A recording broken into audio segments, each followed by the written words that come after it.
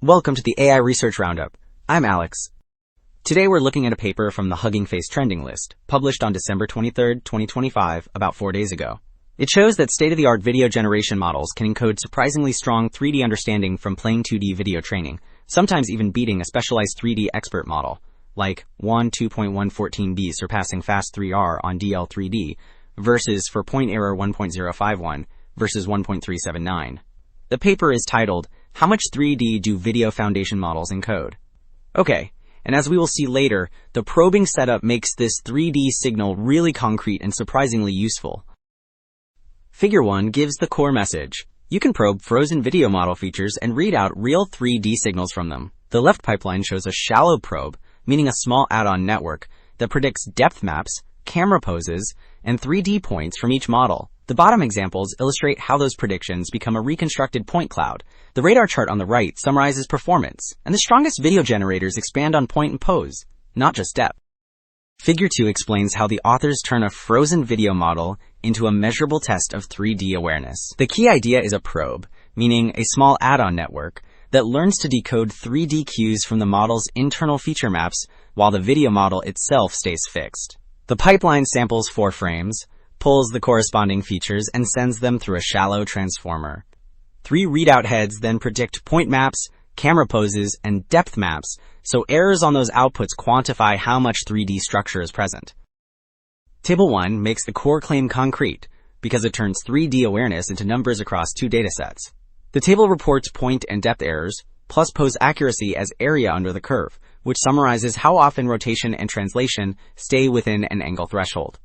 In the CO3DV2 half, WAN 2.114b lands near Fast3R on point error. In the DL3D versus half, WAN 2.114b leads Fast3R on point error.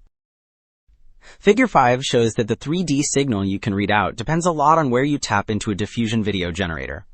The full set of heat maps compares diffusion layer on the vertical axis with denoising time step on the horizontal axis, and lower point map error means better 3D geometry. The darkest, worst region sits at the latest time step. The strongest region clusters in mid layers at an early, but not first, time step, which suggests the model forms useful 3D structure midstream and then washes it out.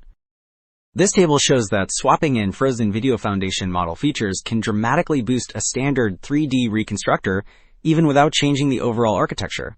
Table 2 compares original VGGT, which uses Dino V2 image features, against Vid FM VGGT, which uses WAN 2.114b features. On County 3 DV2, point error drops to 0.289, and pose accuracy at 30 degrees rises to 0.718.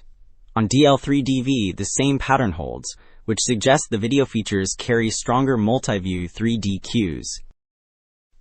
Figure 7 shows that multi-view consistency is not the same thing as true 3D awareness.